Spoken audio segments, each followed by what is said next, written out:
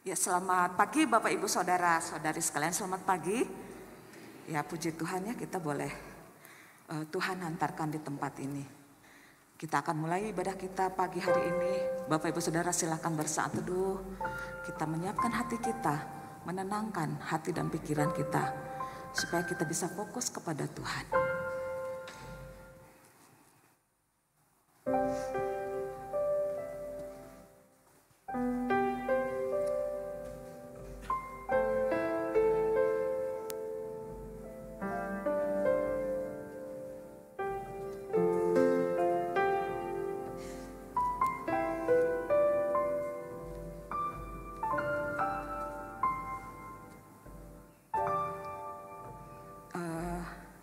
Bapak Ibu Saudara, tentu kita mengimani ya, kalau setiap hari yang baru yang Tuhan anugerahkan untuk kita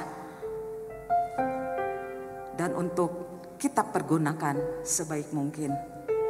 Semua hari adalah baru, semua hari adalah baik dari Tuhan.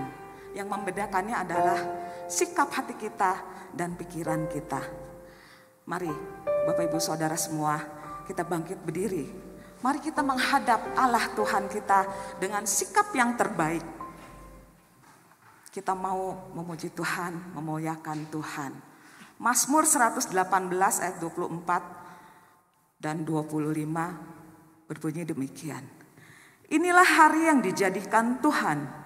Marilah kita bersorak-sorak dan bersukacita karenanya. Ya Tuhan, berilah kiranya keselamatan. Ya Tuhan, berilah kiranya kemujuran. Mari dengan membawa hati yang bersuka, kita bersorak-sorak memuji, menyembah Tuhan kita. Mari berikan hormat yang terbaik kepada Tuhan kita.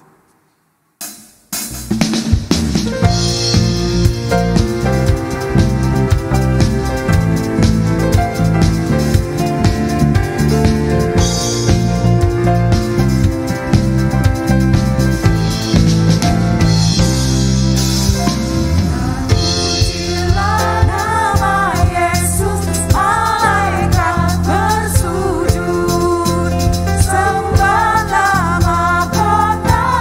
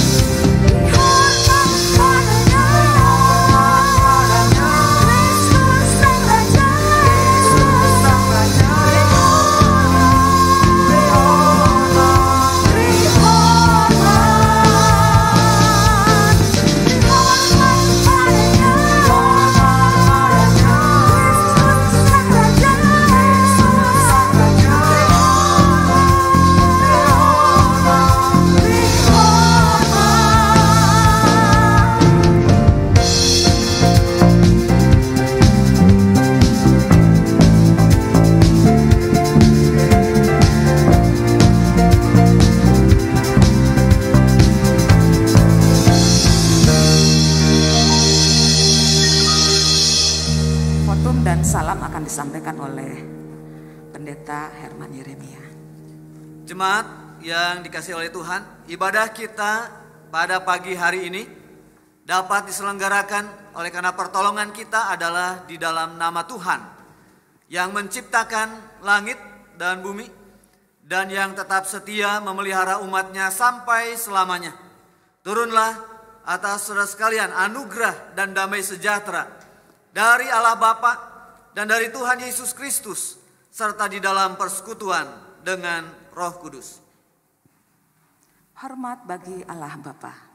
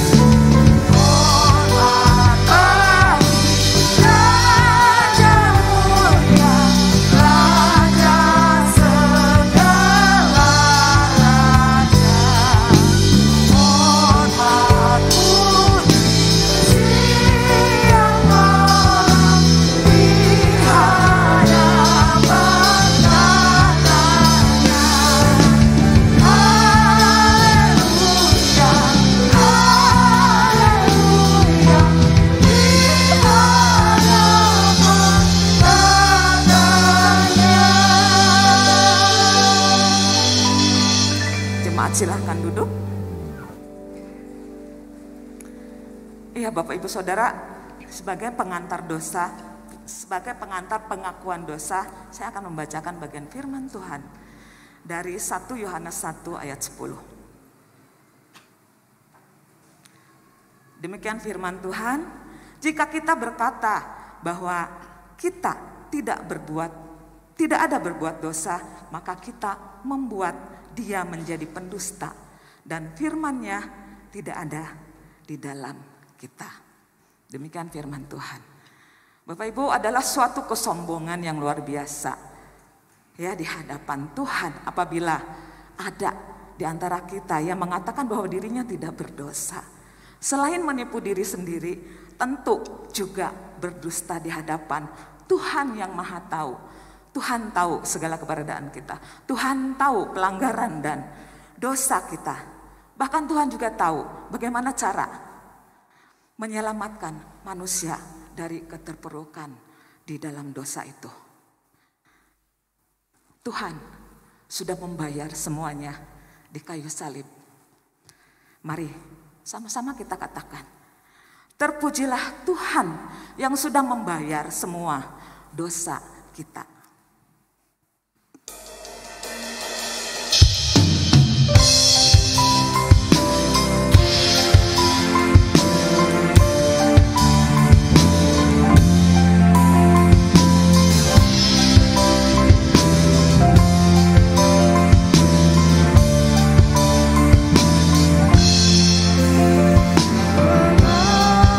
Rasakan kau yang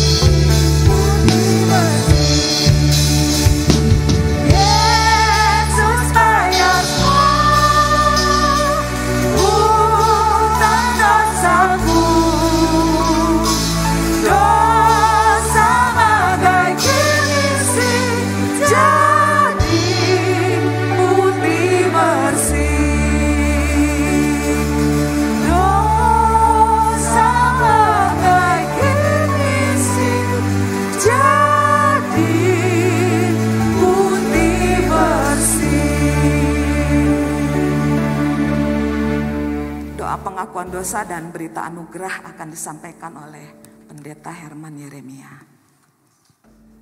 Kami datang di hadapan-Mu ya Tuhan.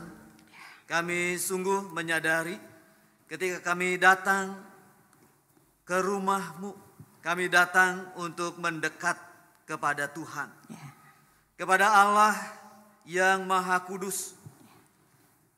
Kepada Allah yang tinggal di dalam terang yang tidak terhampiri. Sementara kami menyadari ya Tuhan akan ketidaklayakan kami. Karena keberdosaan kami. Seringkali kami tidak menaati Tuhan. Seringkali kami tidak menaati firman Tuhan. Dan kami lebih mempercayai diri kami. Itu sebabnya Tuhan ketika kami datang untuk beribadah kepada Tuhan. Kami sungguh memohon Tuhan mengampuni segala dosa, kejahatan, dan pelanggaran kami.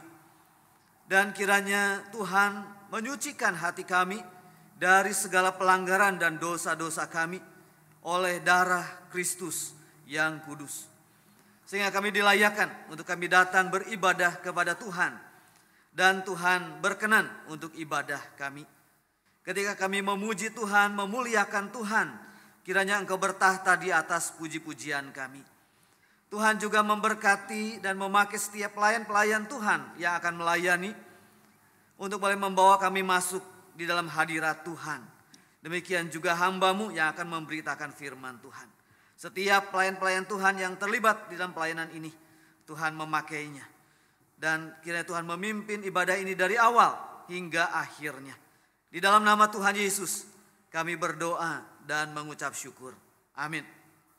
Berita anugerah, mari jemaat kita akan bersama-sama berdiri. Berita anugerah diambil dari surat Yakobus pasal 1 ayat 17 dan 18. Dikatakan demikian.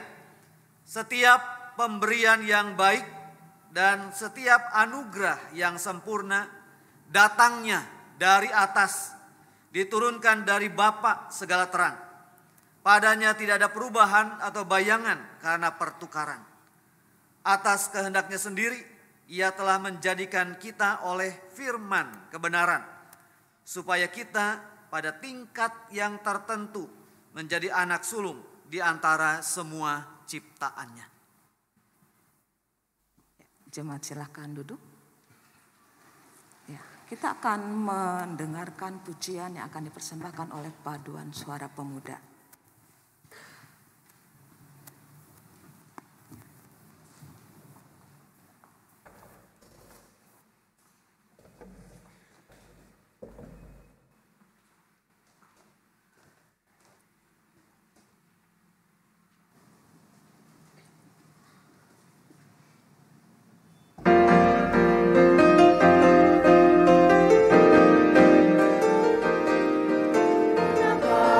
Di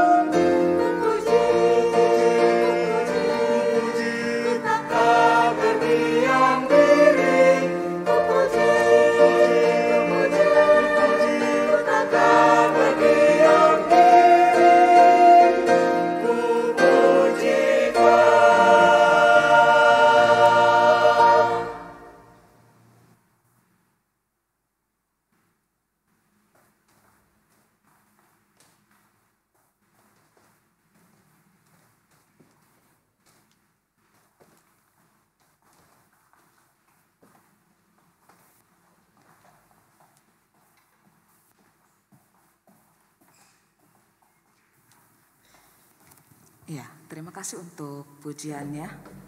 Mengingatkan kita ya sebagai orang yang sudah yakin diselamatkan, memperoleh keselamatan itu. Tidak ada alasan kita berdiam diri, tidak memuji Tuhan. Mari Bapak Ibu Saudara, kita juga saat ini akan mempergunakan kesempatan. Kita akan tetap memuji-muji Tuhan kita yang kuat, Tuhan yang mulia. Dan Dia juga Tuhan yang ajaib dan agung ya. Dengan sehati, mari kita katakan bahwa Dia adalah Raja dunia yang mampu menghancurkan kutuk dan membebaskan jiwa. Mari kita semua bangkit berdiri, kita pujikan nama Tuhan. Terpujilah nama Tuhan.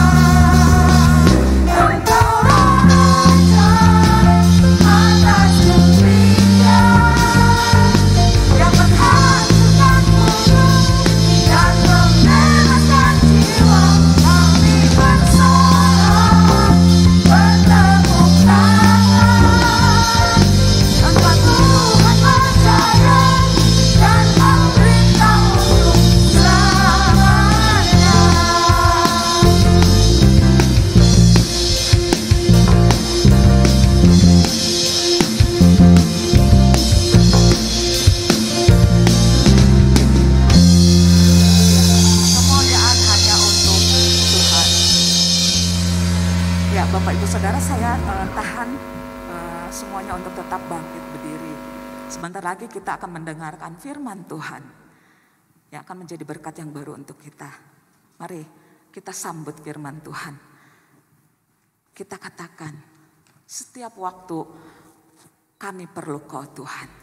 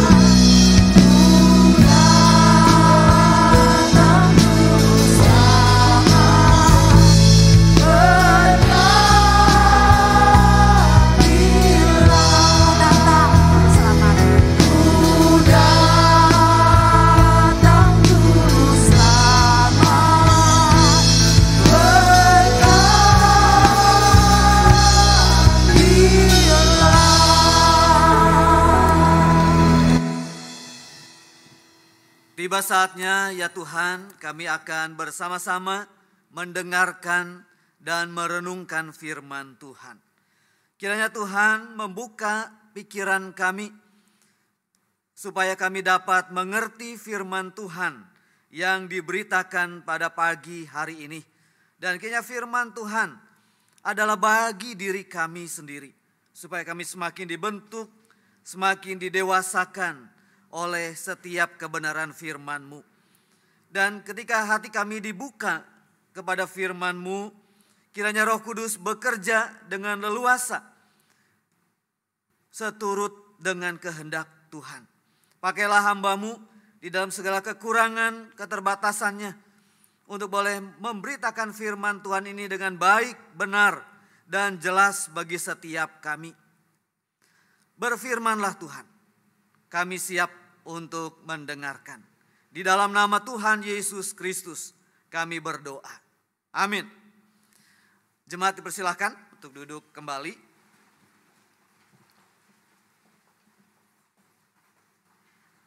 Selamat pagi saudara-saudara. Ya, kita bersyukur hari ini mimbar Sinode GKIM boleh dilaksanakan ya, sesuai dengan yang sudah direncanakan, dijadwalkan. Saudara, kita akan bersama-sama mempelajari tentang satu pengajaran yang tidak sepopuler kematian, kebangkitan, dan kenaikan Yesus, ya, yaitu duduk di sebelah kanan Allah. Mari kita akan membaca di dalam surat Ibrani pasal yang pertama, ayat 1 sampai dengan ayat yang keempat. Ibrani 1 ayat 1 sampai dengan ayat yang keempat.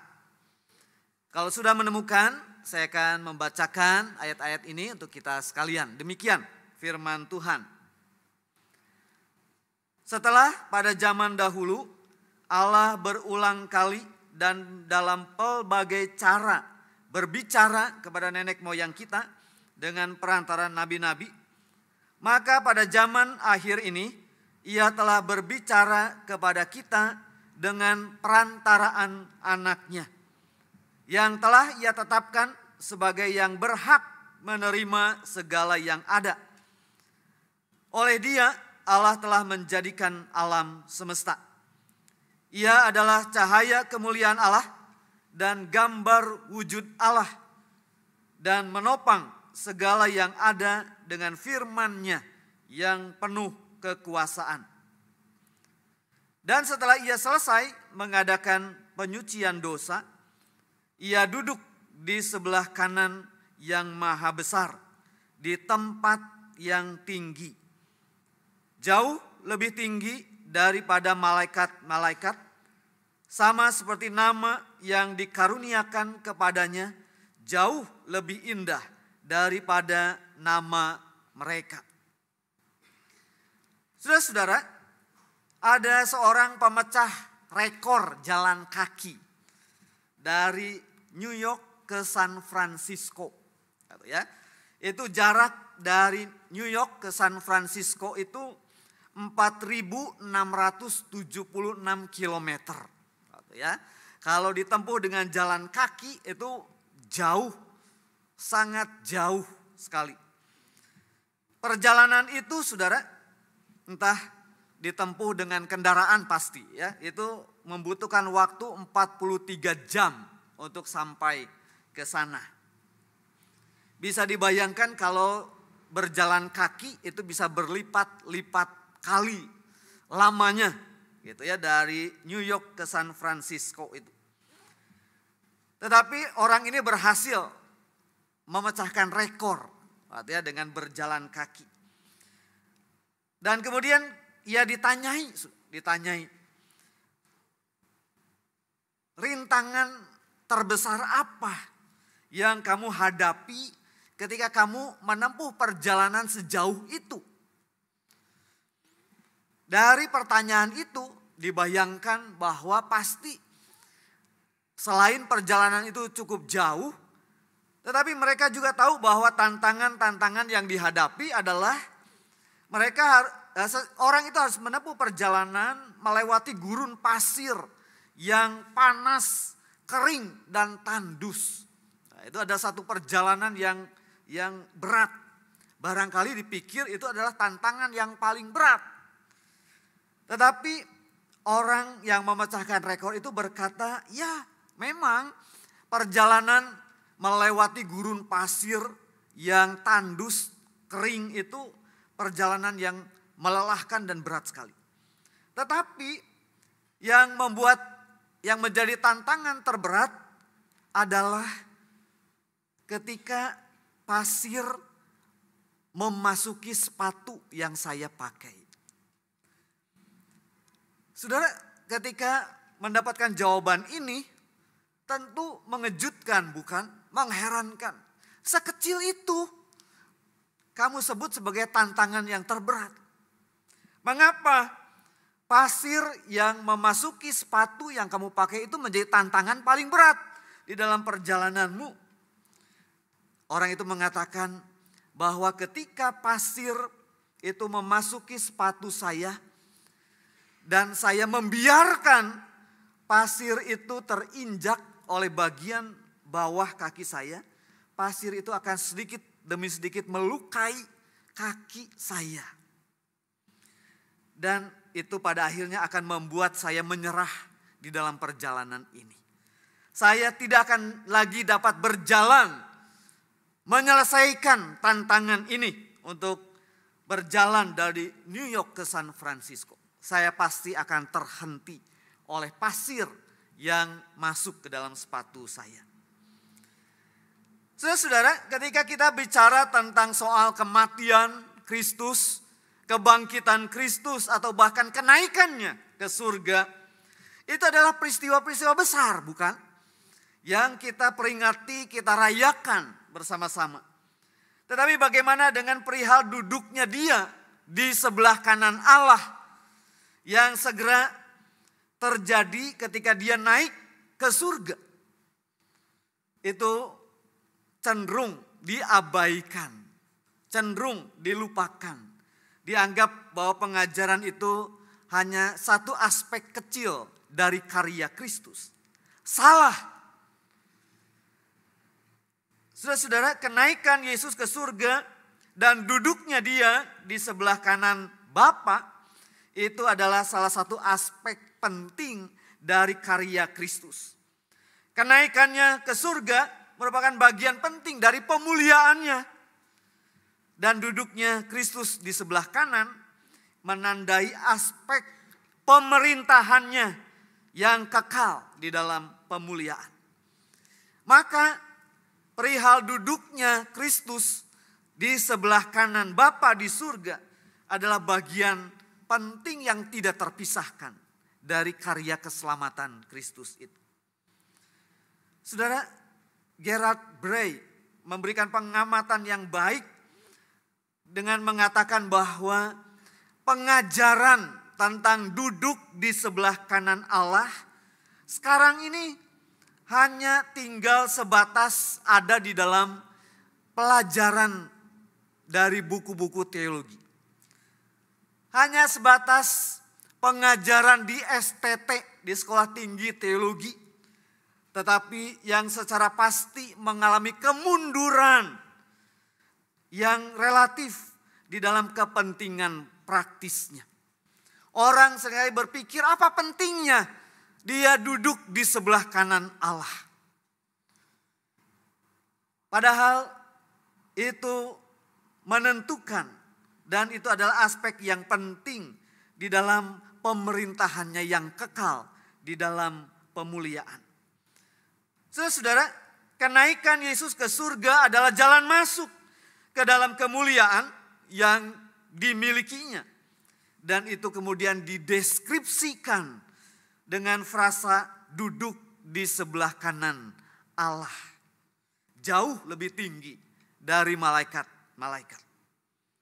Oleh karena itu saudara, pengajaran tentang duduk di sebelah kanan Allah jelas sangat penting sebagaimana juga dinyatakan di dalam pengakuan-pengakuan iman reform.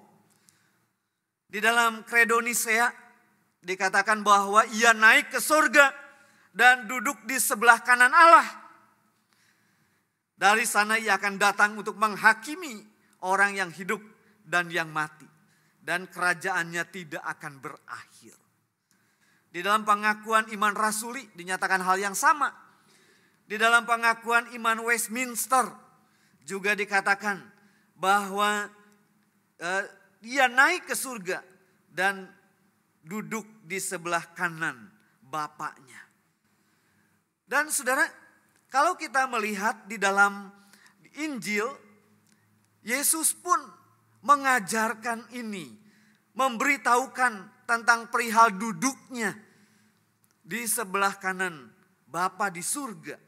Kalau kita membaca di dalam Injil Matius pasal yang ke-19, 22, 25 dan 26. Kita menemukan di sana Yesus memberitahukan bahwa setelah dia menyelesaikan karya keselamatan di atas salib, dibangkitkan, naik ke surga dan dia duduk di sebelah kanan Bapaknya. Dan juga di dalam khotbah para rasul. Di dalam khotbah yang pertama, para rasul memberitakan juga duduknya Kristus di atas, di sebelah kanan Bapa di surga. Saudara-saudara, itu mencirikan, menunjukkan bahwa pengajaran ini penting bagi kita. Bukan hanya di dalam tataran akademik, tetapi juga di dalam kepentingan praktisnya. Duduk di sebelah kanan Allah memberitahukan bahwa Kristus ditinggikan di atas segala kuasa dan kehormatan. Bahwa anak Allah menerima kuasa di surga dan di bumi. Sebagaimana juga dikatakan oleh Rasul Paulus, supaya segala lutut bertelut, segala lidah mengaku bahwa Dia adalah Tuhan bagi kemuliaan Allah Bapa. Di dalam Ibrani pasal yang kedua ayat 8 dan 9 juga dikatakan Ia akan memerintah sebagai raja yang dimahkotai dengan kemuliaan dan kehormatan. Saudara, kalau kita melihat bacaan kita tadi, Ibrani 1 ayat 1 sampai dengan ayat yang keempat, surat Ibrani dibuka dengan sebuah pernyataan yang memukau tentang program Allah bagi keseluruhan percakapan di dalam surat Ibrani ini. Penulis surat Ibrani bergerak dari penyataan Allah di masa lampau, dari firman-Nya kepada bapa-bapa di perjanjian lama, sampai kepada puncaknya pada diri anaknya, Yesus Kristus. Anak itu adalah penyataan Allah tertinggi yang telah menyelesaikan pekerjaan penebusan. Dan sekarang Dia menerima status yang lebih mulia, yang mengatasi segala sesuatu, yang namanya lebih indah daripada malaikat-malaikat. Allah telah berbicara kepada kita melalui anaknya. Itu adalah sebuah peneguhan yang mendasari iman kita. Saudara, di dalam ayat 1 sampai dengan ayat yang kedua, penulis surat Ibrani memulai dengan sebuah pernyataan yang penuh kuasa mengenai tindakan penyelamatan Allah melalui Yesus Kristus. Dikatakan Allah telah berbicara pertama-tama kepada bapak-bapak di dalam perjanjian lama. Lalu melalui nabi-nabi Allah berbicara. Dan sekarang puncaknya adalah di dalam diri anaknya. Ketika Dia mengutus anaknya datang ke dalam dunia. Hal ini memperlihatkan kepada kita, saudara, bahwa dari dulu Allah tidak pernah diam. Allah tidak pernah diam, tetapi selalu berinisiatif menyatakan dirinya kepada manusia. Pewahyuan itu dihadirkan di dalam 4 kontras paralel, yaitu yang berhubungan dengan zaman-zaman, dengan para penerima utusan-utusan dan dengan cara-cara Allah berbicara kepada manusia. Namun sekalipun demikian saudara, Allah yang telah berbicara itu tetap memberitakan berita yang sama. Berita yang sama tentang keselamatan. Maka dapat dikatakan bahwa yang Allah kerjakan di dalam Kristus itu adalah apa yang telah dimulainya di waktu-waktu yang lalu.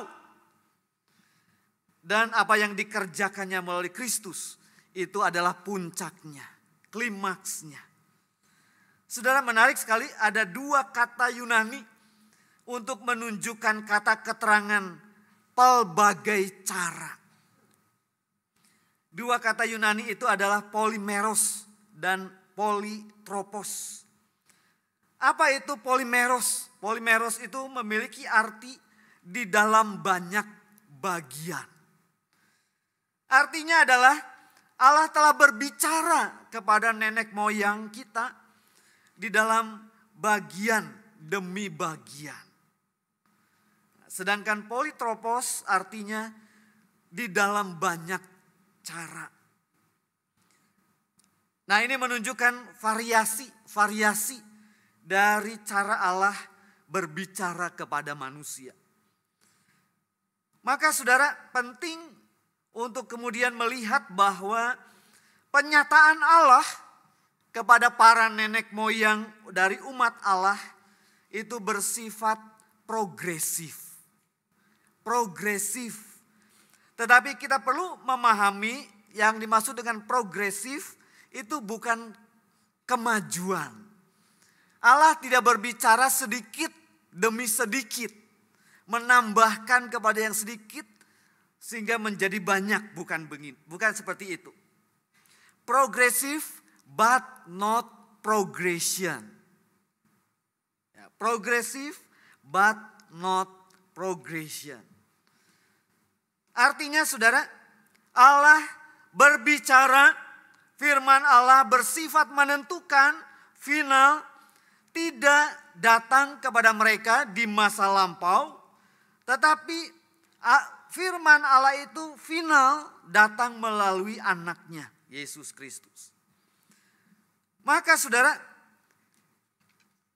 naiknya Yesus ke surga, duduknya dia di sebelah kanan Allah, berbicara tentang peninggian Yesus. Dia ditinggikan, lebih unggul, lebih superior dari semua yang lain. Lebih tinggi daripada malaikat-malaikat. Lebih superior dari Musa, Yosua, Harun. Dan semua nama yang pernah dan bisa disebutkan. Bukan hanya firman Allah melalui anaknya saja. Tetapi juga tindakan-tindakan penyelamatannya. Khususnya kematiannya, kebangkitannya, dan peninggiannya. Saudara-saudara, di dalam bacaan kita penulis surat Ibrani kemudian menghadirkan 7 pernyataan yang luar biasa tentang superioritas Kristus di atas semua yang lain.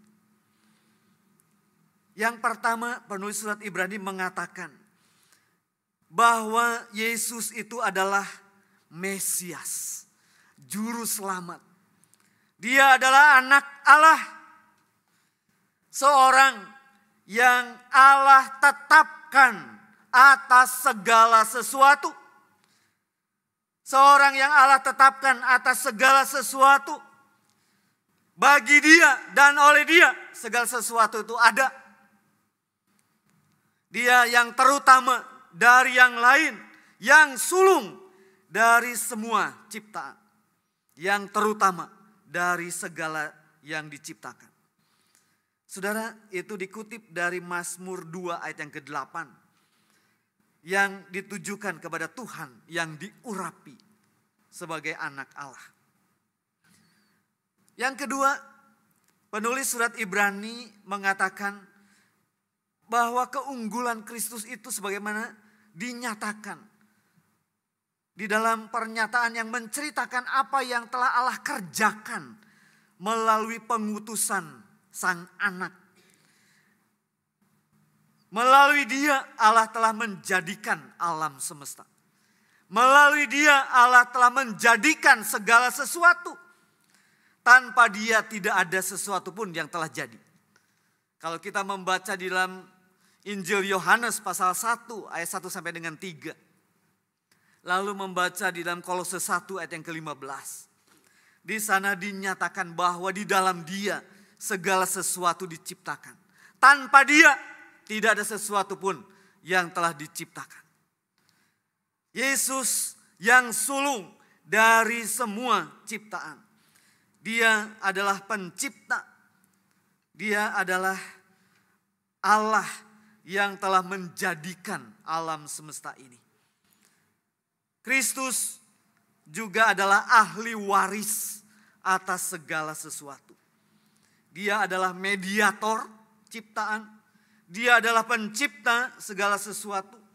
Dan itu adalah sebuah deklarasi yang begitu jelas tentang siapa Yesus Kristus itu. Dia adalah Allah. Ketika Dia menyebut dirinya sebagai anak Allah, Dia menyatakan dirinya sebagai Allah. Saudara, saksi Yehova juga mengakui Yesus sebagai putra Allah, tetapi di dalam pengertian yang berbeda.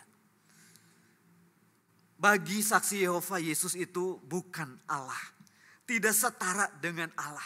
Dia putra Allah, tetapi Alkitab mengajarkan bahwa Dia adalah Allah itu sendiri.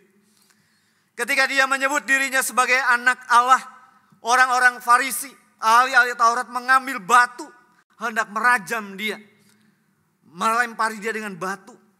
Dan Yesus berkata, "Kenapa kamu hendak melempari aku dengan batu? Kesalahan apakah yang sudah aku perbuat?" Mereka mengatakan, "Karena engkau menyamakan dirimu dengan Allah." Saudara, Yesus adalah Allah. Dia adalah pribadi kedua di dalam Allah Tritunggal. Itu ada sebuah deklarasi. Itu artinya bahwa karya keselamatan yang dikerjakannya di atas kayu salib adalah Allah yang melakukannya untuk kita. Yang ketiga, saudara, penulis surat Ibrani mengatakan bahwa Kristus itu adalah cahaya kemuliaan Allah dan gambar wujud Allah. Nah, pernyataan ini bersama-sama meneguhkan, mendukung segala sesuatu dengan firman Tuhan. Keunikan anak sebagai pewahyu, sebagai mediator. Cahaya kemuliaan Allah itu menyatakan bahwa anak sebagai manifestasi kehadiran kemuliaan Allah. Itulah sebabnya ketika murid Yesus bertanya kepada Yesus, "Tunjukkan Bapa itu kepadaku." Yesus mengatakan, "Kalau kamu melihat aku, kamu melihat Bapa." Tidak seorang pun pernah melihat Allah, tetapi anak yang duduk di pangkuan Bapa, Dialah yang menyatakannya kepadamu. Saudara, Dia adalah cahaya kemuliaan Allah, gambar wujud Allah. Dia adalah Allah sendiri. Anak menegaskan pribadi dan kehadiran Allah. Yang keempat, penulis surat Ibrani berkata bahwa anak itu menopang segala sesuatu dengan firman-Nya. Menyatakan bahwa Yesus bukan hanya sekedar agen penciptaan, tetapi Dia mendukung alam semesta itu dengan firman-Nya. Menjaga keteraturan, keserasian alam semesta itu dengan firman-Nya. Menopang alam semesta dengan firman-Nya. Dan penulis surat Ibrani kemudian berkata bahwa Dia juga telah melakukan penyucian dosa. Melalui kematiannya di atas kayu salib yang menggantikan kita, menggantikan tempat kita. Allah telah membuatnya menjadi dosa karena kita, supaya di dalam Dia kita dibenarkan oleh Allah. Dia menanggung kutuk kita, Dia membebaskan kita dari dosa yang membelenggu kita. Dia memerdekakan kita dari dosa. Rasul Paulus mengatakan supaya kamu benar-benar merdeka. Kristus telah memerdekakan kamu. Dan ketika Kristus memerdekakan kita dari dosa, Dia menyelamatkan kita dari hukuman Allah. Dia menyucikan hati kita. Sehingga ketika Allah melihat kita, ketika Bapa melihat kita, Dia melihat kita sebagai orang-orang yang benar. Oleh karena Kristus yang telah membenarkan kita. Saudara, betapa luar biasa bukan apa yang sudah Kristus kerjakan. Karya Allah di dalam Kristus sempurna. Tidak perlu diulang sekali untuk selama-lamanya. Dia menyucikan kita dari dosa-dosa kita. Menyucikan hati kita dari dosa. Sehingga walaupun merah seperti kirmizi akan menjadi putih seperti salju. Itulah yang dikerjakan oleh anak Allah bagi saudara dan saya. Dia adalah agen Allah untuk melakukan pekerjaan penyelamatan itu. Selanjutnya, penulis surat Ibrani berkata bahwa Ia duduk di sebelah kanan yang maha besar. Ia duduk di sebelah kanan Allah. Menyatakan sempurnanya pekerjaan penebusan yang dilakukan oleh anak Allah itu. Dia memenuhi tuntutan keadilan Allah atas dosa-dosa. Bahwa segala dosa harus dihukum. Dan Kristus menanggung hukuman itu untuk demi kita, demi saudara dan saya. Dan kita mendapatkan kasih-Nya. Saudara, sempurna pekerjaan penebusan itu. Maka jangan lagi ditambahin dengan hal-hal yang lain. Dengan jasa, dengan perbuatan baikmu untuk mendapatkan keselamatan. Kalau kita menambahi dengan perbuatan baik, dengan amal jasa kita sedang menginjak-ninjak karya Kristus yang sempurna itu. Pekerjaan baik yang kita lakukan bukan demi mendapatkan perkenanan Allah supaya Dia menyelamatkan kita. Tetapi perbuatan baik itu adalah tujuan dari kita diselamatkan oleh Allah. Yaitu untuk melakukan pekerjaan baik yang disiapkan Allah sebelumnya. Dan Dia mau supaya kita hidup di dalamnya. Saudara, seringkali kita hanya berhenti pada Efesus 2 ayat 8 dan 9. Tetapi kita lupa ada ayat yang ke-10-nya. Kita diselamatkan untuk mengerjakan pekerjaan baik yang Allah siapkan untuk kita.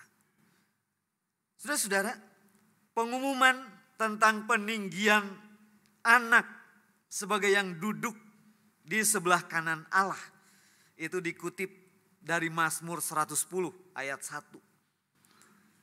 Juga dari Mazmur 109 ayat 1. Maka saudara, baik kenaikan Yesus maupun pengajaran tentang duduknya Dia di sebelah kanan Allah Bapa itu adalah berita yang esensial. Baik pada khotbah-khotbah para rasul maupun seharusnya di dalam mimbar gereja hari ini. Rasul Paulus mengekspresikan kebenaran yang sama dengan berkata bahwa Kristus ditinggikan, mengatasi segala langit, bahwa Dia memenuhi segala sesuatu. Bahwa Allah meninggikan Dia dan menganugerahkan kepadanya nama di atas segala nama. Maka saudara, peninggian Kristus yang dinyatakan dengan duduk di sebelah kanan Allah itu merupakan tindakan Allah yang maha kuasa. Itu adalah pengagungan dari Allah untuk menunjukkan bahwa Kristus anaknya itu mendapatkan kemuliaan yang lebih tinggi. Yang terakhir, saudara, penulis surat Ibrani mengatakan bahwa dia lebih unggul dari malaikat-malaikat. Sama seperti nama yang dikaruniakan kepadanya jauh lebih indah dari nama mereka. Peninggian Yesus sebagai yang duduk di sebelah kanan Allah ditandai dengan superioritasnya, keunggulannya atas malaikat-malaikat. Maka dari ketujuh konfirmasi dan afirmasi atau peneguhan itu, nyatalah bahwa duduk di sebelah kanan Allah itu menyatakan kebesaran, keagungan, kemuliaan dari anak Allah yang memenuhi semua kualifikasi sebagai pengantara antara Allah dan manusia. Kristus satu-satunya pribadi yang memenuhi kualifikasi sebagai pengantara antara Allah dengan kita dan sebaliknya. Maka saudara, marilah kita menjunjung tinggi pengajaran tentang duduk di sebelah kanan Allah ini. Karena di sana Yesus ditinggikan atas segala sesuatu. Kepadanya diberikan segala kuasa di sorga dan di bumi. Dan dia akan duduk di dalam pemerintahan, di dalam kekekalannya. Mari kita menjunjung tinggi dia. Sama seperti Bapa meninggikan dia. Mari kita juga meninggikan dia di dalam seluruh kehidupan kita. Mari kita mendedikasikan diri kita. Memberikan hidup kita sendiri sebagai sebuah ucapan syukur. Mari kita berkomitmen untuk setia dan tidak mau digeser dari iman kita kepada Kristus. Saudara, seseorang ditanyai. Seseorang berkata demikian. Saya adalah seorang Kristen. Tetapi saya bukan seorang murid Yesus. Apa yang menarik dari pernyataan ini, saudara? Dia mencoba membedakan antara Kristen dan murid. Apa yang dia maksudkan dengan pembedaan itu? Dia mengatakan saya mau menerima Yesus sebagai Tuhan dan Juru Selamat saya. Oke, saya menerima. Tetapi di dalam menjalani kehidupan kekristenan saya, ya terserah saya. Bagaimana saya menjalani kehidupan saya tidak mau dibatasi atau di dalam ketaatan kepada firman Tuhan. Ini hidup saya. Saya hanya mau menerima berkatnya, tetapi saya tidak mau konsekuensi dari menerima Kristus itu adalah hidup bagi dia. Sekalipun ini menarik, ini kekristenan yang gampang, kekristenan yang mudah. Sekalipun ini menarik, tetapi jauh sekali dari pengajaran Alkitab. Menjadi seorang Kristen adalah menjadi seorang murid. Tidak bisa tidak. Maka biarlah kita ketika kita memahami pentingnya atau signifikansi dari duduknya Kristus di sebelah kanan Bapa. Kita memberikan diri kita sebagai persembahan syukur kita kepada Dia. Saudara, dengan memahami pengajaran ini, kiranya meneguhkan keselamatan yang sudah kita terima. Keselamatan yang sudah kita terima melalui iman. Itu teguh, kuat. Oleh karena Kristus yang menyelamatkan kita. Biarlah kita mengerjakan keselamatan ini dalam kehidupan kita. Kita tetap setia sekalipun harus menghadapi tantangan di dalam kehidupan kekristenan kita. kita tetap teguh kuat menjalani ini. Oleh karena Dia yang ditinggikan itu.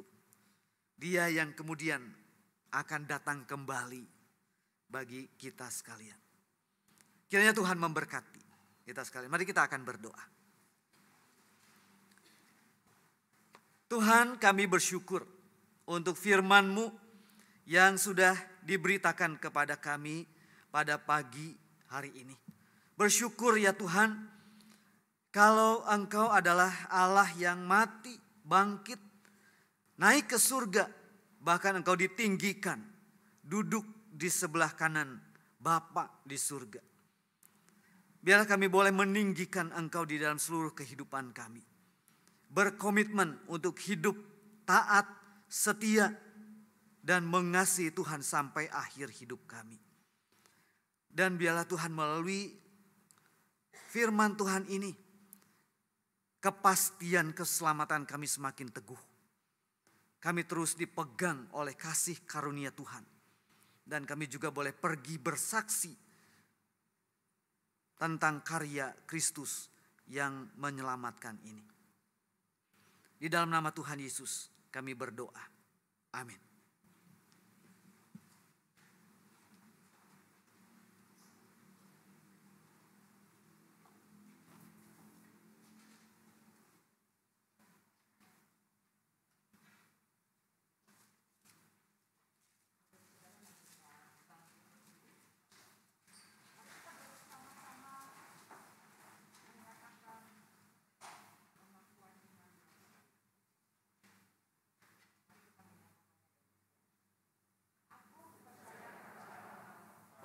Maha Kuasa, Langit dan bumi.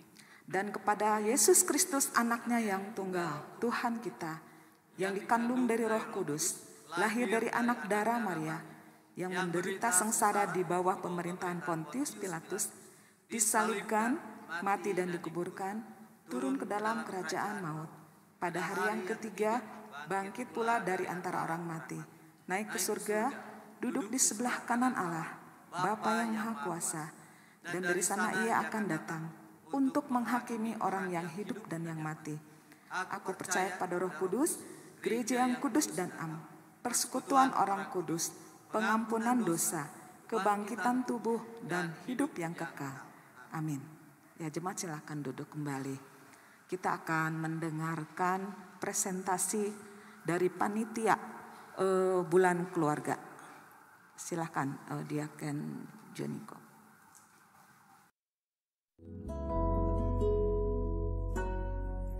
Harta yang paling berharga adalah keluarga. Shalom semuanya, Bapak Ibu semua. Bagi saya, keluarga adalah anugerah Allah yang menolong kita semua untuk terus bertumbuh semakin serupa dengan Tuhan Yesus sendiri. Arti keluarga bagi saya adalah di mana pertama kali saya belajar bagaimana untuk saling mengasihi, saling menguatkan, dan saling mendukung. Arti keluarga buat saya adalah tempat saya bersekutu, tempat kami bertumbuh, mengasihi, menerima perbedaan dan kekurangan dan saling mengampuni. Keluarga adalah tempat di mana kita bisa merasakan kasih tanpa syarat. Bagi saya, keluarga adalah tempat pertama saya mengenal kasih dan mewujudkan kasih. Untuk kita semua jemaat GKIM Hosana, mari kita membangun keluarga yang dimuridkan dan memuridkan. Mari ikut ambil bagian dalam membangun keluarga yang dimuridkan dan memuridkan. Mari ikut ambil bagian di dalam membangun keluarga yang dimuridkan dan memuridkan. Mari bersama-sama di bulan keluarga ini kita boleh terus bertumbuh dan menjadi keluarga yang dimuridkan untuk memuridkan. Mari ikut ambil bagian di dalam membangun keluarga yang dimuridkan dan memuridkan. Selamat menikmati bulan keluarga. Tuhan Yesus memberkati.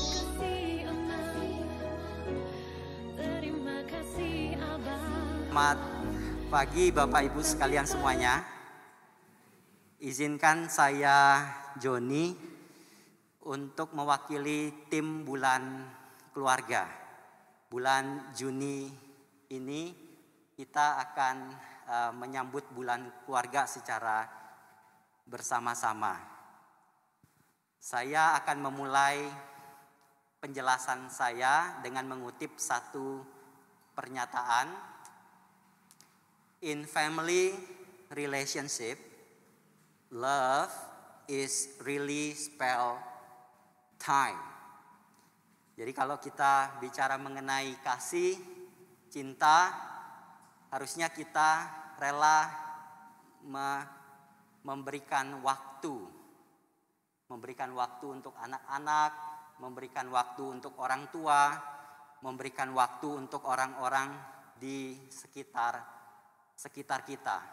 Nah, nanti kita akan lihat bagaimana di bulan keluarga kita memberikan waktu untuk mengerjakan panggilan kita sebagai murid Kristus. Ada beberapa hal yang saya ingin sampaikan. Yang pertama, tujuan dari bulan keluarga. Yang kedua, apa programnya. Dan yang ketiga, apa proyek kita secara bersama-sama.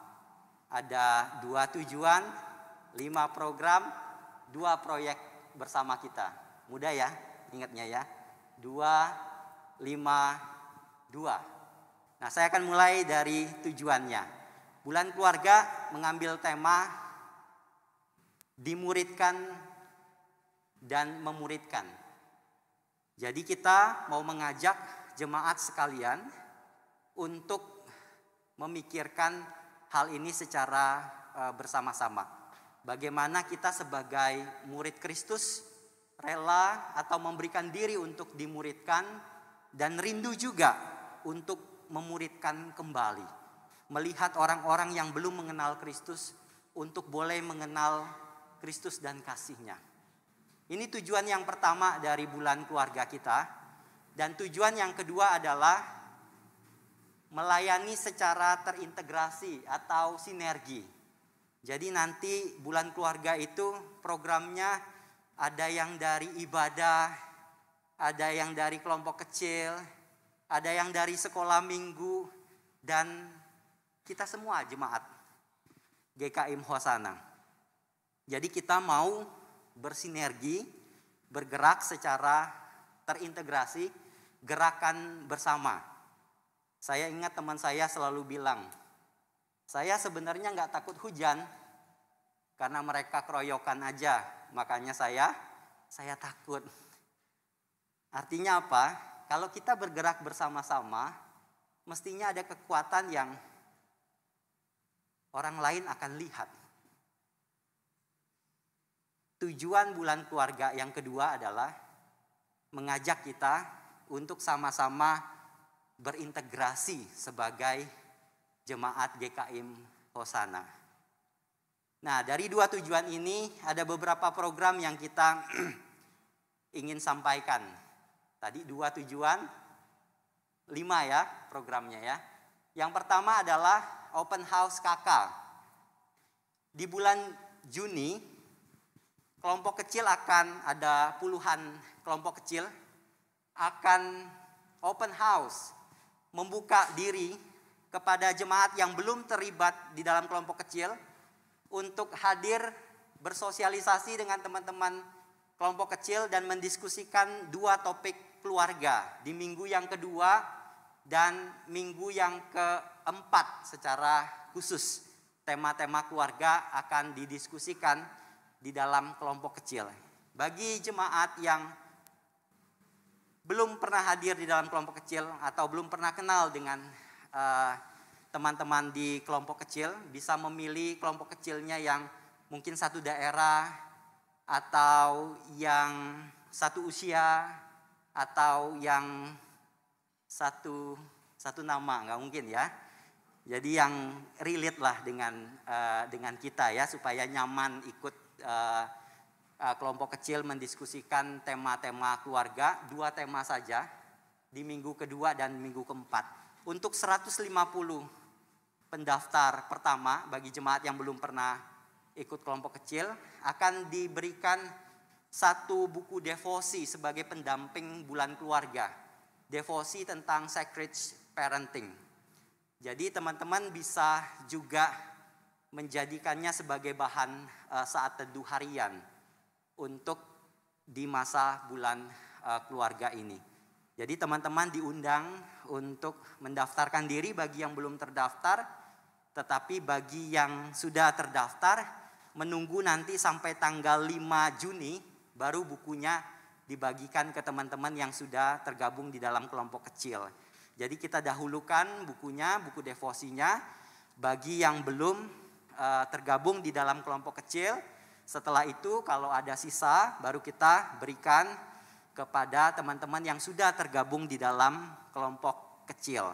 Jadi ini yang pertama yang akan kita kerjakan, open house KK, dan di bawah dari minggu yang kemarin, minggu yang sekarang, dan minggu depan akan dibuka stand untuk pendaftaran kita tergabung di dalam kelompok kecil. Hanya 2 kali pertemuan yang membahas topik tentang keluarga. Kemudian yang kedua, bulan keluarga akan juga diramaikan di dalam rangkaian ibadah kita, dari mulai lagu temanya ya, keluargaku dan sorgaku. Kemudian juga yang akan melayani banyak dari keluarga-keluarga yang dilibatkan di dalam 4 topik, 4 minggu rangkaian ibadah kita. Dan nanti tanggal 26 puncaknya kita akan mengadakan ibadah intergenerasi. Jadi akan diundang juga orang tua beserta anaknya yang remaja ataupun yang sekolah minggu untuk tergabung satu ibadah secara bersama-sama. Jadi kita akan melakukan itu walaupun sekolah minggu setelah ibadah akan dibawa guru-guru sekolah minggu untuk kembali ke sekolah minggunya masing-masing. Jadi tanggal 26 Bapak Ibu juga boleh mengundang teman-teman, rekan-rekan, tetangga dan lain sebagainya untuk hadir. Nah, sekali lagi untuk mengundang butuh waktu. Ya, mendaftarkannya di Agnet dan lain sebagainya ya kalau datang ke dalam ibadah. Dan kita harus memberikan waktu kalau kita mengasihi orang-orang di sekitar kita. Boleh undang juga rekan-rekan untuk hadir di dalam ibadah. Kita lihat kan masih banyak ya kursi-kursi yang kosong juga untuk kita ajak orang-orang di sekitar kita yang belum beribadah untuk boleh beribadah. Ini yang kedua. Kemudian yang ketiga, rangkaian pembinaan bulan keluarga. Pembinaan secara rutin akan dilakukan di pembinaan digital. Ada 4 topik yang akan dibahas di pembinaan digital. Bapak Ibu bisa akses setiap minggunya di YouTube GKIM Hosana dengan tema-tema tentang keluarga. Misalnya topik-topik terkait dengan remarriage dan beberapa topik-topik yang lainnya yang akan dibahas. Sehingga memberikan dasar pemahaman tentang keluarga yang baik buat kita semua. Kemudian bagian pembinaan juga akan mengadakan seminar pop culture parents. Seperti yang kita ketahui, zaman saya dulu budayanya sudah sangat berbeda dengan anak yang sekarang ya. Jadi kita sebagai orang tua, apa yang harus kita lakukan? Apa yang harus kita pikirkan? Dan di seminar Pop Culture Parents akan dibahas secara khusus. Nah, Bapak Ibu boleh mengundang jemaat yang lain atau orang-orang yang tidak di GKIM Hosana pun kita menyediakan 300 partisipan. Jadi kalau jemaat kita sebenarnya, kalau jemaat kita sendiri hadir itu sudah nggak mencukupi sih ya. Tapi mungkin aja kan ya ada yang tidak bisa dan lain sebagainya. Nah, kursinya juga bisa dipakai oleh mungkin rekan-rekan kita dari gereja lain ataupun tetangga kita dan lain sebagainya. Nah, ini yang kita akan lakukan di program yang ketiga ya. Sekarang program yang keempat, kita akan memiliki sekolah Injil liburan di tanggal 20 sampai 22. Jadi momen ini kita juga ingin memberikan ruang bagi anak-anak remaja kita dan anak-anak sekolah minggu kita untuk punya waktu ya, berintegrasi, punya waktu untuk berelasi satu dengan yang lainnya setelah pandemi sekian lama dan mempelajari kebenaran firman Tuhan di masa-masa liburan mereka. Sekolah Injil liburan. Jadi jangan lupa daftarkan anak-anak dari Bapak Ibu semuanya untuk boleh menikmati relasi. Memberikan ruang buat mereka berelasi satu dengan yang lainnya. Pendaftaran sudah dibuka mulai dari hari ini. Jadi bisa mengkontak guru-guru sekolah minggu ataupun konteks remaja, bisa secara sekaligus melakukan proses pendaftaran. Yang terakhir adalah secara media sosial. Kita juga bisa meramaikan bulan keluarga kita dengan cara Tuibon. Tuibon ini secara khusus diberikan bingkai untuk bulan keluarga dan Bapak Ibu bisa memberikan foto terbaik keluarganya, dipasangkan di link Tuibonnya, kemudian boleh di save dan di tag ke media sosialnya kakak. Jadi Bapak Ibu boleh meramaikan juga ya, memberikan foto-foto terbaiknya untuk meramaikan bulan keluarga GKIM Hosana. Jadi kita sudah melihat 2 tujuan dari bulan keluarga dan 5 programnya. Jadi apa yang harus kita lakukan? Apa yang akan kita lakukan secara bersama-sama? Hanya ada 2 yang kita bisa lakukan secara bersama-sama. Yang pertama adalah ikut ambil bagian. Yang kedua, ajak orang-orang di sekitar kita untuk ambil bagian di dalam bulan keluarga ini. Mari kita menjadikan momen bulan keluarga ini momen kita merenungkan bagaimana menjadi murid Kristus yang dimuridkan dan memuridkan kembali. Izinkan saya menyampaikan go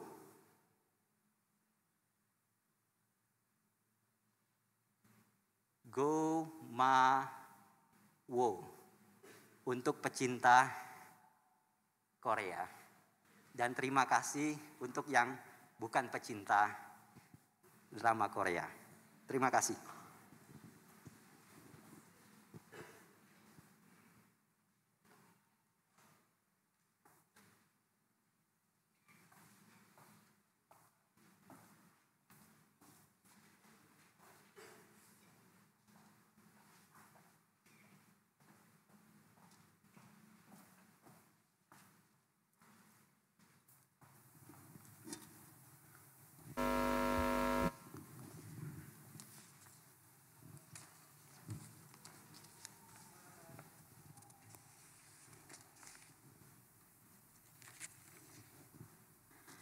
Ya, Bapak Ibu Saudara, saatnya kita akan menyampaikan persembahan kita.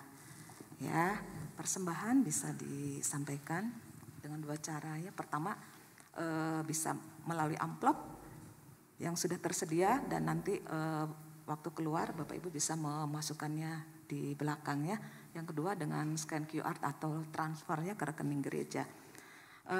Sambil mempersiapkan persembahan yang akan kita kumpulkan, mari kita memuji Tuhan.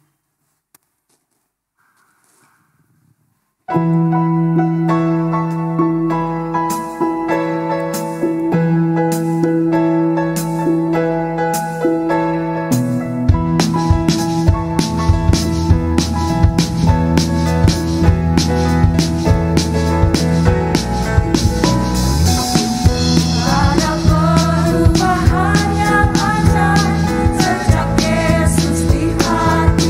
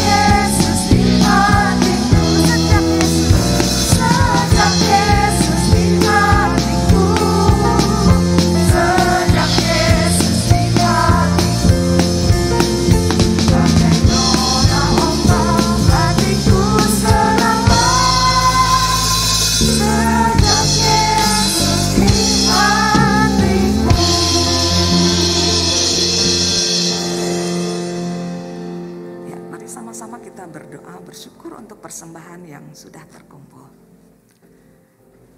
Bapa di dalam surga, sungguh kami mengucap syukur siang hari ini Tuhan Yesus. Kami boleh punya kesempatan lagi untuk bisa mengungkapkan rasa syukur kami melalui persembahan yang kami kumpulkan.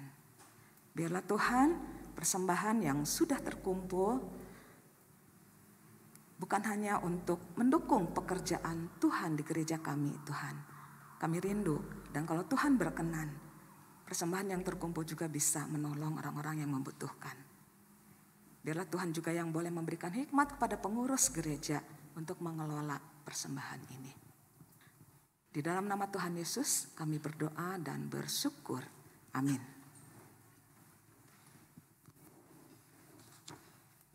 Bapak Ibu Saudara, kita akan mendoakan satu pokok doa, ditambah lagi ada satu pokok doa tambahan ya. Yang pertama kita akan berdoa untuk persiapan sidang istimewa dan perayaan hari ulang tahun Sinode GKIM yang ke-40. Ya, sidang istimewanya itu akan diadakan tanggal 27 Juni di Bandung. Dan yang kedua kita juga akan sama-sama mendoakan satu pokok doa ya, ada berita duka cita telah berpulang ke rumah Bapa di surga Bapak Pendeta Daniel Lukas Lukito. Beliau adalah mantan rektor STT Saat dan sekarang menjabat sebagai ketua Yayasan Saat. Jadi kita akan sama-sama mendoakan seluruh keluarga besar, termasuk segenap keluarga besar Saat. Yuk, mari kita sama-sama mendoakan bersuara dua pokok doa ini. Bapa di dalam surga, kami saat ini sehati Tuhan berdoa untuk persiapan sidang istimewa yang akan dilaksanakan tanggal 27 Juni. Tuhan yang menolong semua persiapannya dan semua materi yang dibahas selama sidang sehingga dapat menghasilkan keputusan-keputusan yang terbaik untuk seluruh gereja se-sinode. Tuhan juga yang mempersiapkan semua hamba Tuhan dan semua penatua yang akan menghadiri dan mengikuti sidang ini, mulai dari pengaturan waktu, kesehatan, dan terlebih Tuhan untuk kesiapan hati. Kami juga berdoa Tuhan untuk persiapan perayaan hari ulang tahun Sinode yang ke-40, Tuhan juga yang akan menolong seluruh persiapan dan seluruh kebutuhan perlengkapan untuk mendukung acara ini. Terlebih untuk seluruh rangkaian acara yang sudah disepakati dan disiapkan, supaya semuanya bisa berjalan dengan baik dan lancar. Kami juga Tuhan berdoa untuk keluarga Pendeta Daniel Lukas Lukito, Tuhan yang ditinggalkan. Kami berdoa Tuhan, biarlah Tuhan yang boleh menghiburkan seluruh keluarga besar, istri, anak, menantu dan serta cucu Tuhan. Juga kami berdoa untuk seluruh keluarga besar Saat. Biarlah mereka semua boleh mendapatkan penghiburan dari Tuhan. Terima kasih Tuhan Yesus. Di dalam nama Tuhan Yesus kami berdoa dan bersyukur. Amin. Ya, sekali lagi mari kita mau memuji Tuhan kita. Tuhan yang Esa. Kita angkat doksologi dan sesudah itu doa pengutusan dan berkat akan disampaikan oleh Pendeta Herman Yeremia.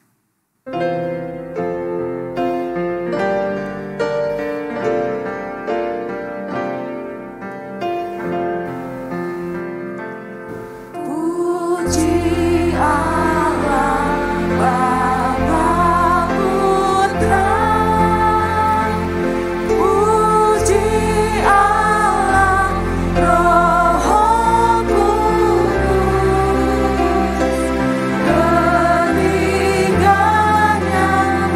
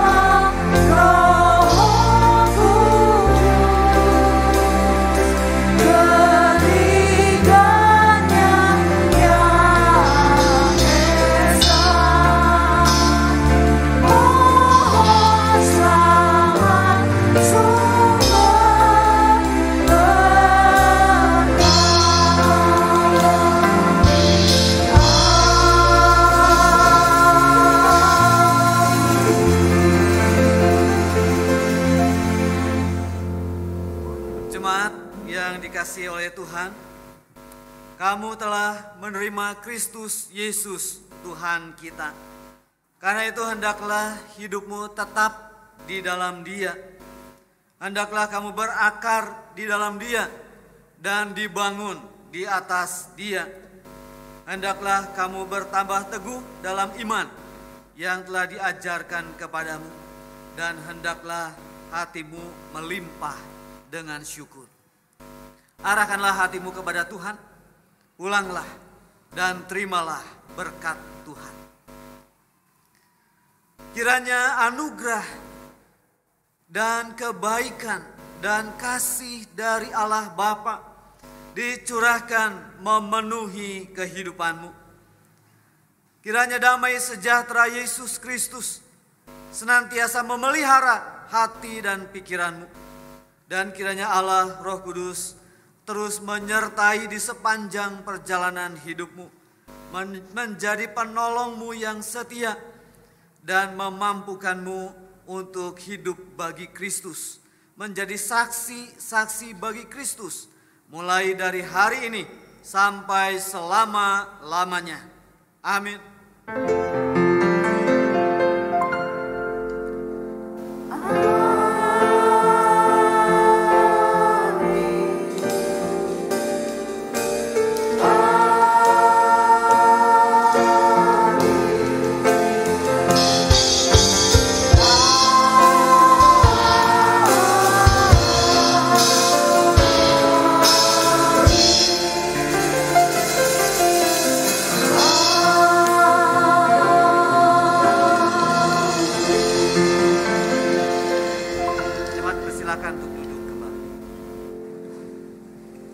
Silahkan bersaat teduh, bersyukur untuk ibadah hari ini.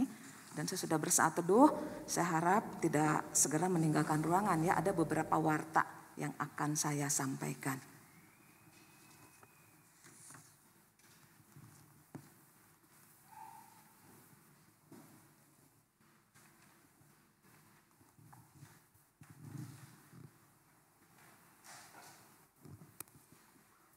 Ya, Bapak Ibu, warta yang pertama adalah mimbar sinode ya. Jadi hari ini adalah mimbar sinode GKIM ya. Kita dilayani oleh Pendeta Herman Yeremia dari GKIM Tong Tasikmalaya. Juga di dalam ibadah tadi yang pertama ya. Sementara di cabang Cimbulit dilayani oleh Evangelis Agustina dari GKIM Sumbersari. Sedangkan hamba-hamba Tuhan dari Hosana Evangelis Tediho melayani di GKIM Bayem Majesti, dan Pendeta Chandra Gunawan melayani di GKIM Gloria. Ya, kita doakan ya semua pelayanan firman Tuhan disampaikan dan dapat menjadi berkat bagi semua jemaat. Warta yang kedua, perubahan denah kursi ruang ibadah. Jadi ini yang terakhir, formasi seperti ini minggu depan akan berubah. Jadi dengan semakin terkendalinya penyebaran COVID dan meningkatnya kebutuhan kapasitas ibadah, maka mulai bulan Juni akan ada penyesuaian penomoran kursi di ruang ibadah. Perubahan tersebut sudah terupdate juga di Aknet. Zona kuning A1 sampai A128 ada di sisi sebelah kiri. Sedangkan zona biru A129 sampai A246 ada di sisi sebelah kanan. Jemaat dan simpatisan diharapkan dapat melakukan pendaftaran ibadah melalui Aknet. Jika sudah terdaftar pada hari H, dapat absen melalui QR code yang tersedia. Pastikan untuk tetap menjaga prokes ya, selalu mencuci tangan, memakai masker, mengecek suhu tubuh, menjaga jarak karena kita masih di dalam satu ruangan ya.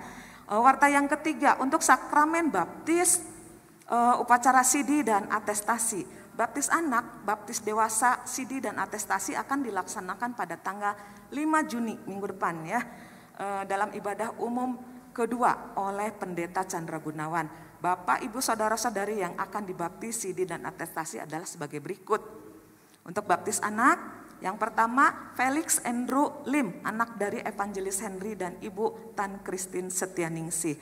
Yang kedua Ivanya Mikaela Hadiwasita, anak dari Evangelis Ivan Setiawan Hadiwasita dan Ibu Maya Irena Anjasmara. Yang ketiga Putri Permata Tasyasari, anak dari Bapak Hendra dan Ibu Eva Welmice Sakan. Untuk baptis dewasa, hanya satu orang, yaitu Sabrina Putri Rengganis. Dan Sidi, 5 orang. Yang pertama Alvarian Mordekai, yang kedua Karissa Janet Salim, 3 Melvin Wijaya, 4 Rafina Kaisa Kirana Awahita Putri Sudrajat, dan yang kelima Yesa Wijaya. Untuk atestasi 6 orang. Yang pertama Binsar Simamora dari Gereja Huria Kristen Indonesia Bandar Lampung. Yang kedua Erik Thompson Sarumaha dari Gereja Benua Keriso Protestan Nias. Yang ketiga Gideon Cahya dari Gereja Sidang Kristus Sukabumi. Yang keempat Hasrat Kristiani Gea dari Gereja Niha Keriso Protestan Indonesia Jemaat Kalvari Bandung. Dan yang kelima Jun Peter Harefa dari Gereja Niha Keriso Protestan Indonesia Jemaat Kalvari Bandung juga. Yang keenam Rouli Silitonga dari Gereja Huria Kristen Indonesia Bandar Lampung. Mohon semua jemaat mendukung dalam doa. Yang terakhir kelas STUJ mulai diadakan lagi ya. Untuk PIK 1 akan dimulai kembali dengan tema Anugerah Keselamatan 2. Setiap hari Kamis bulan ini berarti ada 4 pertemuan.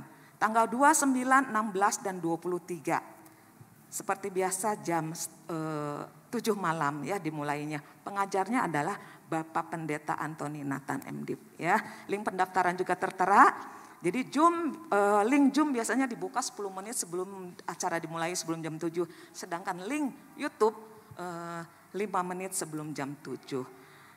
Sementara kelas STUJK PIK 2 juga akan dimulai kembali ya. Temanya adalah Kristus dan Penebusan dalam Kitab Keluaran setiap hari Rabu ya. Jadi bulan Juni kita punya 5 kali kesempatan ya. Tanggal 1, 8, 15, 22 dan 29 Juni dimulai sama jam 7 malam. Pengajarnya adalah Evangelis Karmia STH ya. Link juga ada sama seperti PIK 1, link YouTube, link Zoom dibuka 10 menit sebelumnya dan link YouTube 5 menit sebelumnya. Demikian warta jemaat GKIM Hosana ibadah selesai. Silakan Bapak Ibu Saudara boleh memberi selamat prokes ya.